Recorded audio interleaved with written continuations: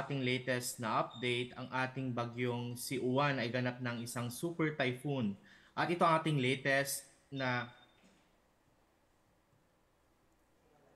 Nawala ang signal ng ating kasamahan mula sa Pag-asa, sa Rome. yes, Paki-check. magandang umaga sa atin, Ma'am Jenny, at magandang umaga, Lambak ng Cagayan. Ito po ang ating latest na update sa bagyong si Super Typhoon Uwan base sa ating latest na bulletin ngayong alas 8 ng umaga. Muli, isa ng ganap na Super Typhoon category ang ating pong binabantayang sama ng panahon na si Uwan.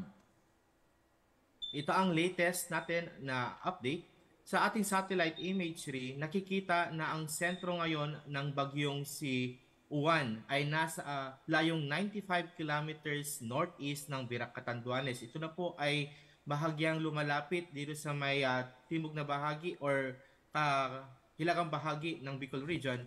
Samantalang napapanatili nito yung malakas na hangin na umaabot ng 185 kilometers per hour at yung pagbugso na umaabot ng up to 230 kilometers per hour.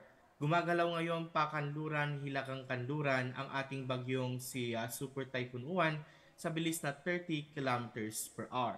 Sa ating latest na track at intensity forecast ng ating pong bagyo, mapapansin natin na bahagya itong lumalapit sa kalupaan ng Bicol Region patungo sa direksyon pa rin ng Central Luzon, patawid sa kalupaan ng Gitnang Luzon at palabas dito sa may area ng Ilocos Region.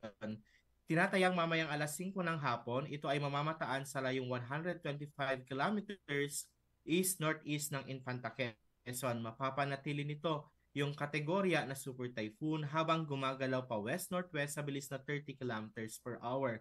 Bukas ng umaga ay nakatawid na ito sa kalakang bahagi ng southern portion nitong Cagayan Valley Region kasama na itong Central Luzon na nasa layo ng nasa coastal waters na ng San Fernando, La Union. Babantayan natin itong hapon hanggang bukas ng umaga kung saan yung pagdaan ng sentro ng bagyo ay pinakamalapit sa lambak ng Cagayan. Bahagya lang hihina yung ating pong bagyo habang dumadaan sa kalupaan, ngunit Recording in manatili progress. yung mga epekto ng malakas na ulan, pagbugso ng hangin, kasama rin yung pagbanta ng mga daluyong ng bagyo or storm surges dito sa kalakang bahagi ng silangan ng Luzon. At base sa ating track intensity forecast, pagdating natin ng November 5 ng hapon, ito ay lalabas na at nasa karagatang bahagi ng ating pong kanluran ng Philippine Area of Responsibility, ngunit bahagya ulit ito na magre-recurve pabalik sa loob ng Philippine Area of Responsibility by Webes o Biyernes. Sa ating latest na track and intensity forecast, papansinin po natin itong ating coverage, itong kulay orange na bilog, ito yung mga lugar na makakaranas ngayon ng mga pagbugso ng hangin na umaabot ng up to 39 kilometers per hour o higit pa. At ito yung mga karaniwan na ngayon nakataas ang tropical cyclone wind signal. Bahagya din po na lumalaki itong mga lugar na may mga typhoon force wind. O big sabihin po dito, mararanasan yung mga malalakas na hagupit ng hangin at kung papansinin din natin itong bagyo po natin ay kahit malayo pa sa kalupaan ng lambak ng Cagayan, unti-unti na magkakaroon ng epekto yung ating pong mga pagbugso ng hangin. Sa ating pong track intensity forecast, bagamat ang ating pong bagyo ay galaw pa patungo sa direksyon ng hilagang kanluran, hindi natin tinatanggal ang posibilidad na maaari itong lumapit at maglandfall sa Catanduanes ngayong umaga hanggang tanghali. Pagdating naman po natin mamayang gabi hanggang bukas ng madaling araw, posible muli ito ay sumampas sa lupa sa pamamagitan ng probinsya natin sa Aurora o yung landfall scenario po natin dito sa may Aurora province or dito sa may southern portion ng Isabela. Mangyayari po yan mamayang gabi. At yung pagdaan ng bagyo natin sa lambak ng Cagayan, dahil ito po ay gabi, mas magiging delikado po yung mga dadaanan malapit sa gitna nito dahil yung eye wall kung saan nandoon yung malakas na hangin at ulan ay sasampa po pagdilim o mamaya pong gabi. Kaya as early as now, pinapayuhan ng ating mga kababayan na nangruna yung mga nasa coastal communities ng Isabela, Aurora at Quezon at yung ating pong mga nasa bulubundok yung bahagi ng Luzon ay pumunta na sa mga pinakamalapit na ligtas na evacuation center para po hindi tuluyang maging out of contact mamayang gabi sa pagdaan po ng ating pong bagyo.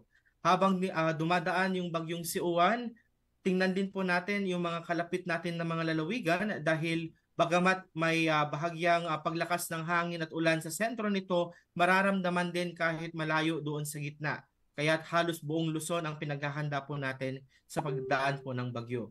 Pagdating naman po natin ng araw po ng Lunes, lalabas ulit ito ng landmass patungo naman sa Philippine Sea at magtratraverse sa direksyong Pahilagang Kanluran. Habang ito po ay lumalayo, unti-unti rin nating mararamdaman yung pagtaas ng level ng tubig sa mga kailugan o yung mga river basins natin sa Bicol Region, dito sa Central Luzon at Hilagang Luzon. So doon sa ating pong mga lugar na binabaha, dulot po ng pagtaas ng level ng tubig, magyayari po yan kahit ang ating pong bagyo ay palayo na dahil unti-unting bumababa yung tubig po galing sa kabundukan. Pagdating po natin ang araw po ng Huwebes, maaring pumasok ulit ng Philippine Area of Responsibility ang bagyong si Uwan bago ito tuluyang lumabas sa hilagang bahagi ng Taiwan bilang tropical depression. Inaasahan niya ngayong linggo o by Friday sa dulo nitong linggo na ito.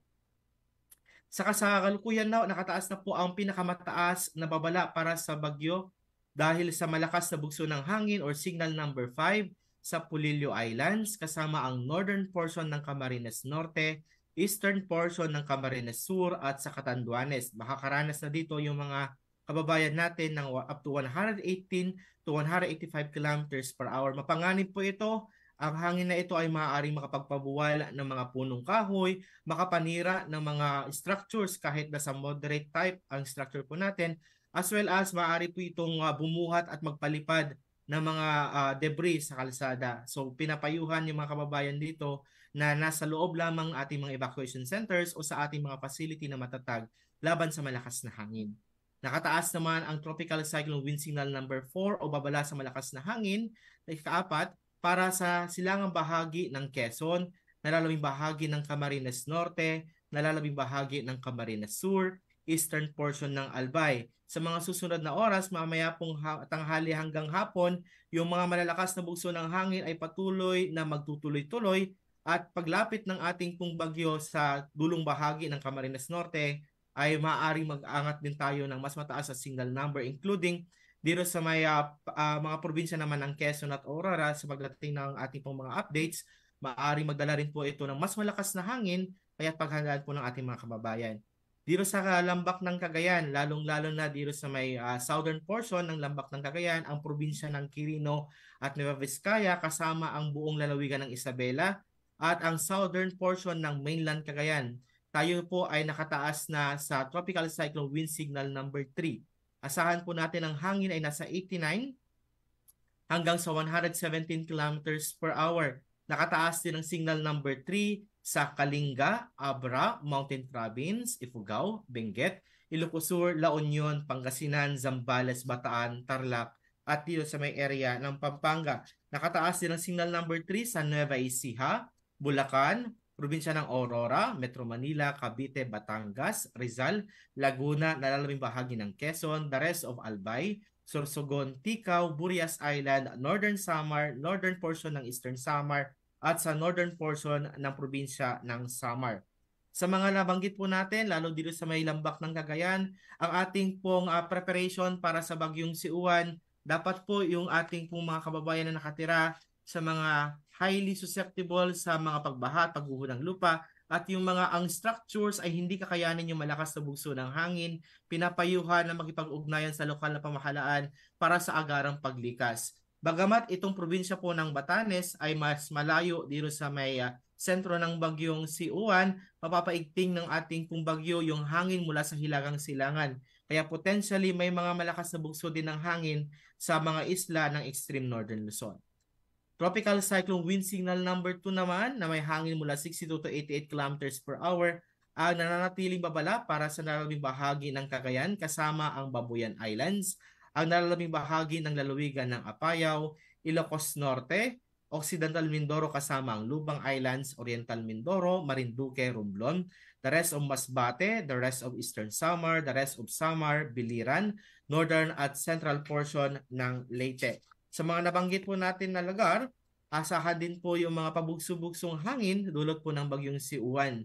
At dahil malaki ang sakop ng ating pong bagyo, as far as dito sa may Batanes, Calamian Islands, Cuyo Islands, nalalabing bahagi ng Leyte, Southern Leyte, Bohol, northern at central portion ng Cebu, kasama ang Bantayan at Camotes Islands, northern at central portion ng Negros Occidental, northern portion ng Negros Oriental, Guimaras, Iloilo, Capiz, Aklan at Antique, may banta pa rin ng hangin na mula 39 hanggang 61 kilometers per hour at nakataas po ang tropical cyclone wind signal number 1. Muli po ang ating pong mga babala sa mga hangin ay dulot po ng bagyong si Uwan ay maaari magtutuloy-tuloy sa mga susunod na oras. Yung ating pong daanan or maaaring potentially malapit sa sentro ng bagyo in the coming hours, iaangat po ng Pag-asa yung signal number pagdating po mamaya sa mga next issuance ng mga bulletins. Nakataas din ang signal number 1 sa Dinagat Islands, Surigao del Norte, northern portion ng Agusan del Norte at northern portion ng Surigao del Sur.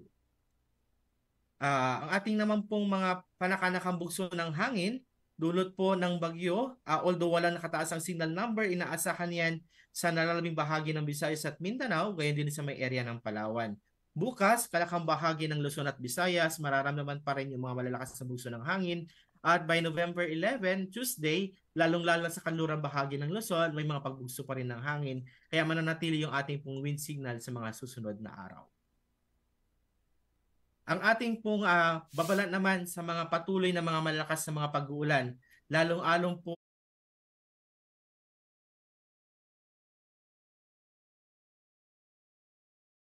lalong-lalo na ngayong araw, yung mga nasa more than 200 millimeters, ang dami ng ulan ay nandito sa may silang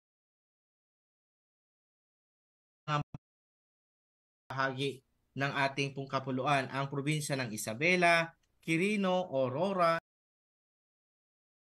Nueva Vizcaya at Nueva Ecija, kasama itong area ng Quezon at dito sa may area ng Camarines Norte, Camarines Sur, Albay at Catanduanes. Yung more than 200 millimeters na ulan ay maaaring magdulot po ng mga malawakang mga pagbaha at gayon din po yung mga nasa landslide prone areas, asahan ng pagragasa ng mga lupa dahil po sa patuloy ng mga malalakas na mga pag-uulan simula po ngayong umaga hanggang bukas ng umaga.